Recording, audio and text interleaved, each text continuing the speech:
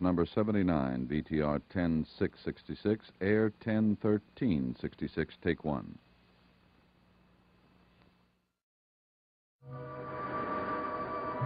My name is Victoria Winters.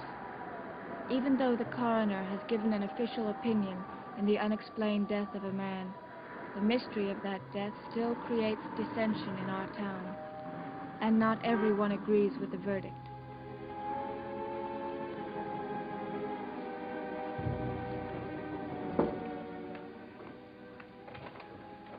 Mrs. Johnson, no one saw you come up? Oh, no, that Mr. Wells at the desk wouldn't see the nose on his face. I'm sorry to have to ask you to come here, but it's a little risky at your house. It's not my house. It's Mr. Malloy's house. I only worked for him. No matter.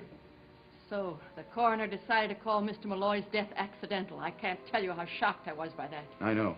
I felt the same way. I still feel the same. But I think you should soft pedal how you feel about it. How can I? When I know someone killed him, and that someone is walking around free, and Mr. Malloy is dead. I know. But if that someone found out how you felt about it, how you really feel about it, he wouldn't want you to come up to work at Collinwood. Oh, I suppose not. If we're talking about the same person. Yes, there's no need to mention names. I have two goals in this life. One is to get Collinwood and all it represents. The other is to avenge Bill Malloy's death.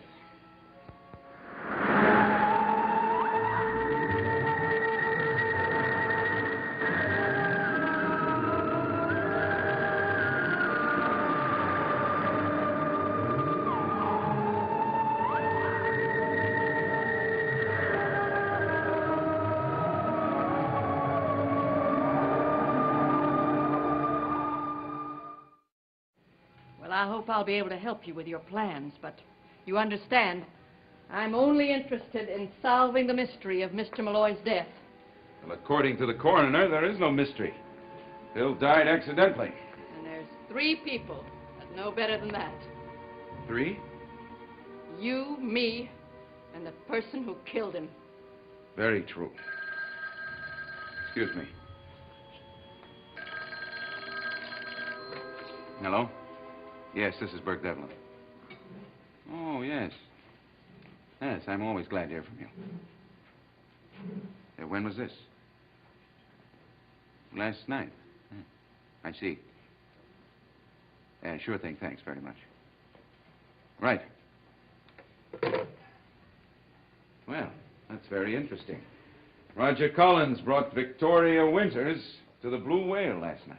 Is that so unusual? No, not really, but Sam Evans was there with his daughter. It seems that Evans and Collins were arguing about something. What they were quarreling about has to be connected with Bill Malloy's death. So, evidently his death didn't solve their little problems. Mrs. Johnson, how did Mr. Malloy feel about Roger coming back to live at Collinwood? Oh, he was very upset. He had no use for Roger. How did Bill feel about Sam Evans? Well, they were friends, not close friends. But I often heard Mr. Malloy say what a shame it was, the way Sam Evans had let himself go to seed. Did he ever mention anything about why he thought Sam Evans had gone to seed? No, not to me, he didn't. I see. If we could find the answer to that question, it might be the answer to the big one. The big question. Who killed Bill Malloy?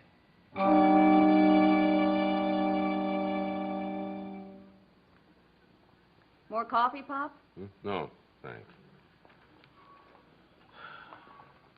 Well, you been busy this morning? Oh, same as usual. Are your customers still talking about Bill Malloy's death? Not so much. The coroner's report seems to have stopped most of it. Now they're back to fishing and football. They forget so easily. Why don't you forget about it, too, Pop? It's not doing you any good to keep thinking about it. I know. You know, I thought once we got that report, your worries would be over. Well, what do you mean by that? What makes you think I was worried about the report? What makes you think that? No reason, but you were. Well, I'm not now. I never really even gave it a thought. Not a thought. Okay. Say, did your meeting with Roger Collins last night in the Blue Whale have anything to do with your being not so nervous? No, of course not. What were the two of you talking about? For a minute, you looked as thick as thieves. Nothing important. Oh, come on now. When Roger came over to our table, he looked like he'd been stung by a bee. You're imagining things. I know what it was. You and Raj robbed a bank, and now you're arguing about how to split the loot. None of your business. Maggie, I didn't mean that. I haven't been myself lately. That's what I've been wondering about, Pop. If you're not yourself, then who are you? What I'm interested in at Collinwood is anything and everything about Roger Collins. Where he goes, who he talks to on the telephone, who comes to see him, things like that. And you think that'll add up to proof that he killed Mr. Malloy? Well, that's what I want to believe. Well, of course, we don't know yet for sure that I'll be hired as the housekeeper at Collinwood. But Carolyn said she was in favor of it, didn't she? Oh, yes, indeed she did. Yeah, but it's Mrs. Stoddard who makes the decisions in that house. Not David or Carolyn or Roger. Now, you mentioned this Victoria Winters. I've heard Mr. Malloy speak about her a couple of times, but I'm not sure what her real connection with the family is. Victoria Winters is an orphan. She was raised in a foundling home in New York. Mysteriously, she was offered a position at Collinwood to tutor David. Well, you say mysteriously. Why? Well, I had a private detective check on her background, everything. He didn't come up with anything. Isn't it strange that Elizabeth Stoddard would hire some girl she didn't know anything about? No, not when you think about it. You know, they had that large staff at Collinwood 18 years ago. And then when Paul Stoddard left, Mrs. Stoddard fired them all. The cooks, the maids, the butler, the chauffeur, all of them. I haven't had anybody else there except old Matthew, the caretaker. Now, when Mrs. Stoddard decided that she had to get help for that, to take charge of that boy, that's exactly what she would do. She'd get an outsider that knew nothing about them. What are they trying to hide? Well, I don't know. But if I get into Collinwood, I'll do my best to find out. Good. Good. Oh, well, that reminds me. On the days that Maggie works at the coffee shop downstairs, her father usually comes in and has breakfast. He should be there about now. I'd like to know what he and Collins were talking about last night. Well, I haven't had my breakfast yet. Neither have I. You go on down. All right. I'll come down in a few minutes. Mrs. Johnson. We don't particularly care for each other, right? If it'll help find out who killed Mr. Malloy, I'll hate you in public.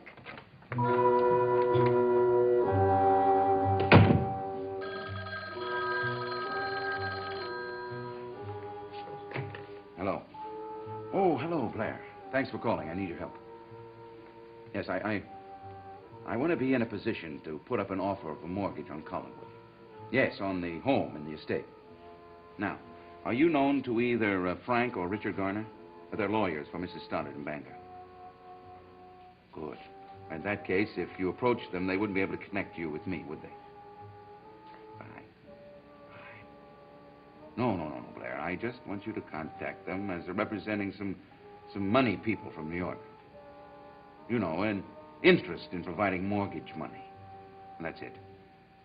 I'm going to see if I can't arrange it so that Mrs. Stoddard or her brother might not suddenly have a need for a large sum of money.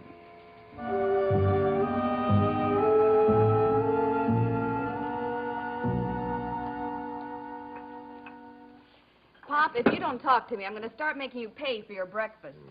I'll pay. How much? I was kidding. Pop, you used to be able to see through my jokes before I even made them. Uh-huh. Maybe I'm getting old. Oh, you're still a young man. It's just that you act childish.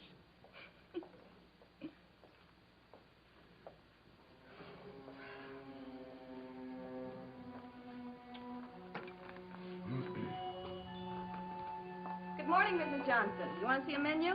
No, thanks. Oh, that's too bad. I typed these out myself, and I'm kind of proud of them. Not one single typographical error. Well, I'll have vegetable juice and whole wheat toast well done. I'll butter it myself. And coffee. Coming right up. she's a bundle of laughs. Why should she be? Do you think I ought to mention anything to her about Carolyn wanting Mrs. Stoddard to hire her as a housekeeper? No, I don't. What goes on up in Collinswood is none of our business. Right. You know, I don't trust her. Why not? I don't know, just female intuition, I think.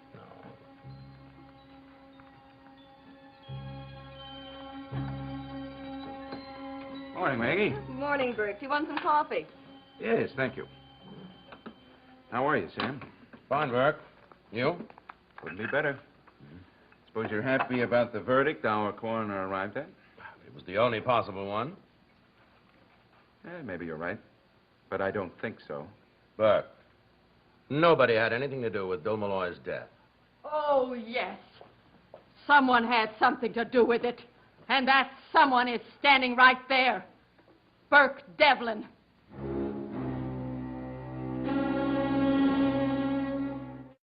I'm saying that Burke Devlin is responsible for Mr. Malloy being dead. Now, wait a minute. No, I don't say you drowned him. But if you hadn't come back to Collinsport, Mr. Malloy would still be alive. You come back to Collinsport and stirring up all that mess about an accident 10 years ago got Mr. Malloy so upset he didn't know if he was coming or going. He was my friend. Well, that's a fine friend. Come to town and do everything you can to throw doubt and suspicion on everyone. It was you caused Mr. Malloy to have that accident and drown. And in your heart, you know it. That's not true. Burke didn't have anything to do with it. Now, wait a minute, Davy. Wait a minute. She doesn't know what she's talking about. Okay, Dave, all right. I appreciate your concern. Now, come on. I want to talk to you a minute. Out here.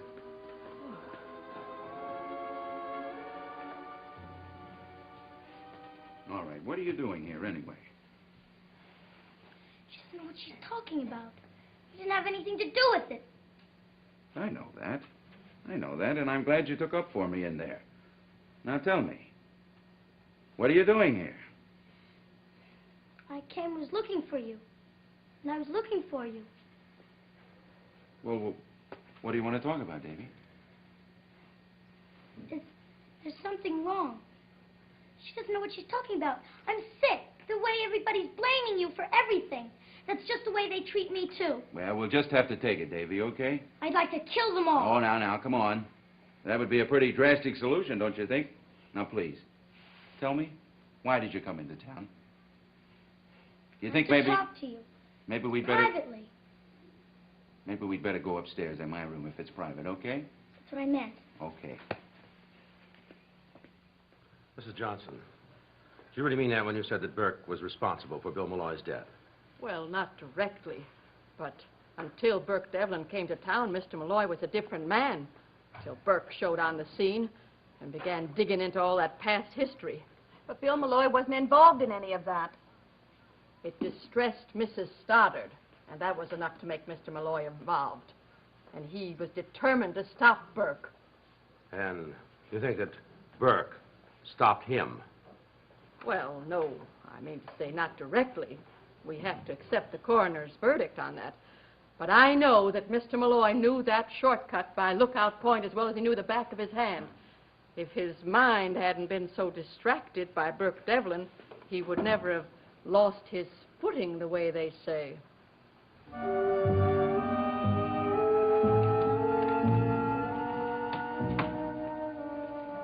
Davy.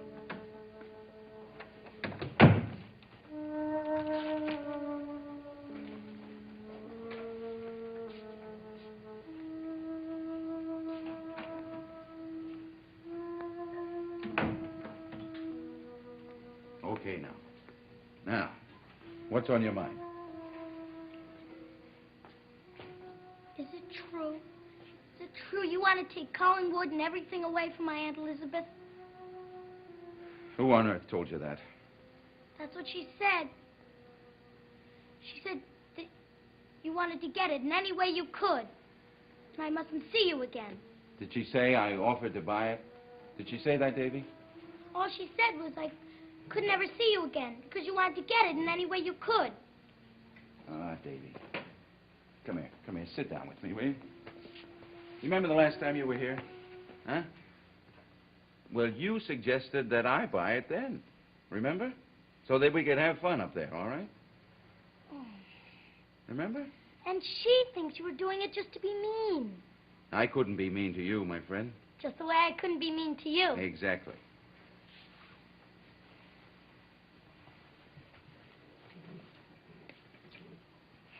They all say I can't have divided loyalties. Who is they all? Oh, Aunt Elizabeth, Matthew. It's a hard decision. I'm sure it is. But I know you'll come up with the right answer. You know, Miss Winters has been teaching me about the Civil War, and they had divided loyalties then. Yes, they did. Sometimes brother was fighting against brother and friend against friend.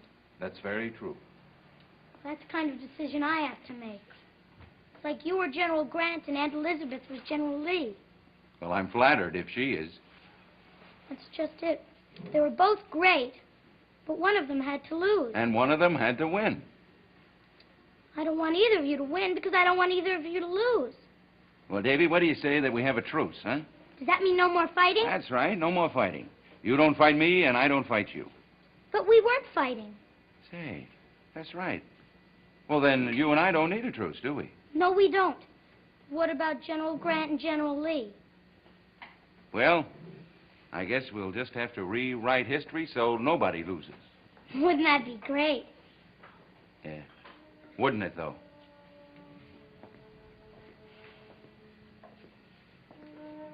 I expect when I get home, if they find out I've been here, they'll beat me. I hope not. I expect they will. They do it all the time. It'll be even worse if they hire that old Mrs. Johnson to be my jailer. Mrs. Johnson, she's a good old soul, Davy. Oh, well, it doesn't matter anyway. Davy, come here a minute. Come here. I want to talk to you about her. About Mrs. Johnson. So you really shouldn't resent what you heard Mrs. Johnson saying in the restaurant. She didn't mean a word of it. It sure sounded like she did. She's very upset, David, about Mr. Malloy. I liked him, too, but I don't go around blaming people for things they never did. Well, I guess she acts that way because, well, suddenly she's got nothing to care about in this world. Nothing to look forward to. But maybe she has. My Aunt Elizabeth was thinking about hiring her as a housekeeper. Was she? Yeah. And I thought it was just going to be one more person to watch me. You see, Davy? You don't think things through, you know? Now, that's a big house. Your Aunt Elizabeth needs someone else to take care of it, not to watch you. I guess I was all wrong about her. Maybe I should apologize. It takes a man to admit that he's been wrong.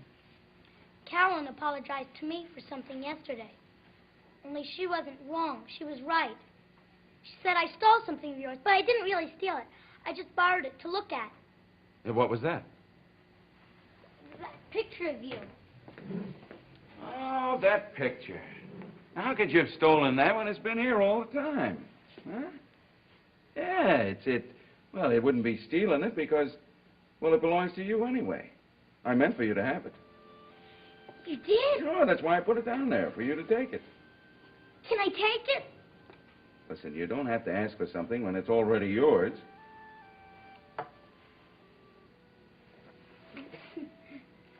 Got it?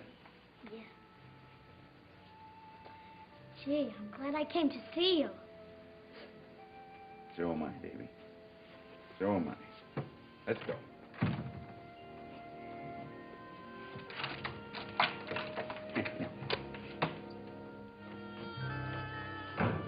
You're absolutely right, Sam. I think it's Burke Devlin's nature to pry around and upset people. Maybe Burke was upset, too. We'll have to learn to forget. Live and let live. That's exactly what I say. I'd like another piece of this toast. Hey, you like my cooking?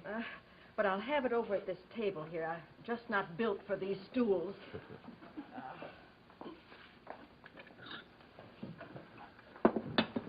Maggie, I want you to watch your manners with her. She's gone through a lot lately. Okay, Pop. I guess I was a little harsh on her. She's all right. Now, I have to make a phone call. Who are you gonna...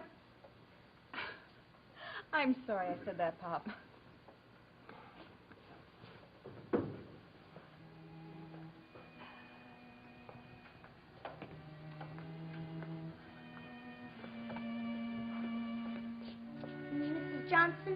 I want to apologize for the way I acted. Well, that's perfectly all right, David. I wish you accept in the spirit in which it was tendered. I do. And perhaps I was harsh about Mr. Devlin. You mean you apologize? I suppose so. Burke, she apologized to you. Well, that's fine. Thank you. Well, this calls for a little celebration. Yes, sir. The drinks are on me. Hot chocolate, Davy? Yeah, it's great.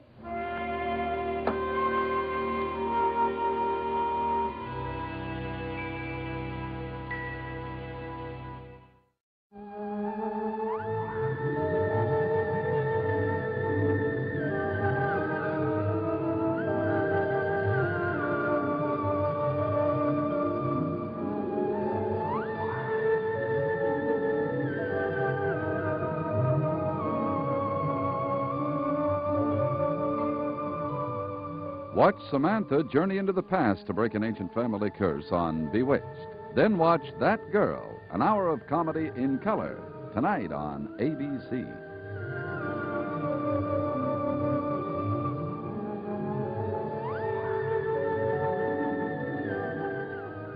Dark Shadows is a Dan Curtis production.